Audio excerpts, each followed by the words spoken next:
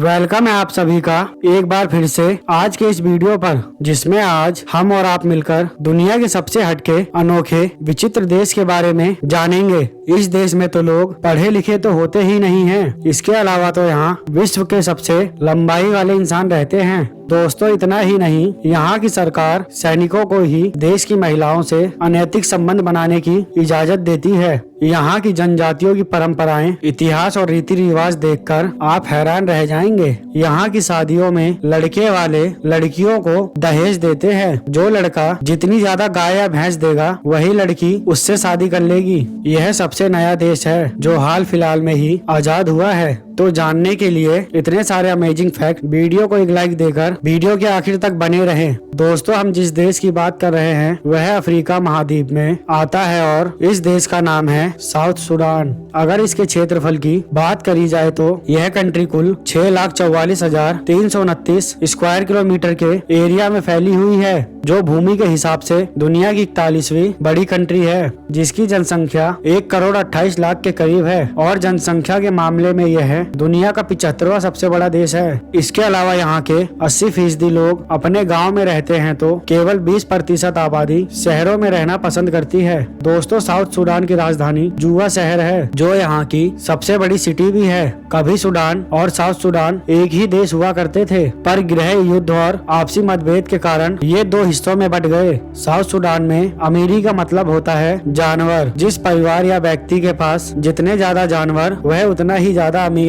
यहाँ की शादियों में लड़के वाले लड़कियों को दहेज देते हैं। जो लड़का जितनी ज्यादा गाय या भैंस देगा, वही लड़की उससे शादी कर लेगी। दोस्तों, इस देश में मुंडारी नाम की एक बहुत ही अनोखी जनजाति रहती है, जिसका जीवन पालतू जानवरों पर निर्भर करता है। ये लोग इन जानवरों के दूध पर निर्भर रहते हैं, लेकिन मुंडारी जनजाति के लोग दूध बर्तन के बजाय अपने मुंह में निकालते हैं। इतना ही नहीं, इस जनजाति के लोग ज्यादातर नशे में चूर रहते हैं और यहाँ के लोगों के पास पानी की बहुत ज्यादा किल्लत है, जिसके कारण ये लोग गाय के पेशाब को नहाने में इस्तेमाल करते हैं और मिट्टी से अपने शरीर को रगड़ लेते हैं। इस तरीके से यह लोग खुद को गर्मी से बचाते हैं और ज्यादातर मर्द निर्वस्त्र ही घूमते हैं, जबकि महिलाएं कुछ कपड़े पहन लेती हैं। दोस्तों, एक रिपोर्ट के अनुसार साउथ सूडान के कुछ ऐसे गैर कानूनी सैनिकों के दल हैं, जिसको सरकार पैसे के बदले वहाँ की महिलाओं के साथ अनैतिक संबंध बनाने की आजादी देती है। साउथ सूडान के लोग शारीरिक संबंध असुरक्षित तरीके से भी बनाते हैं और इनके संबंध कई महिलाओं के साथ होते हैं, जिस कारण इस देश में लोग HIV, एड्स जैसी बीमारी के तेजी से शिकार हो रहे हैं। जैसा कि हमने आपको पहले ही बताया कि इस देश में लोग पढ़े लिखे बहुत ही कम होते हैं। साउथ सूडान में साक्षरता दर केवल 16% की है, जिसमें 2% बच्चे केवल 5वीं कक्षा पास कर पाते हैं।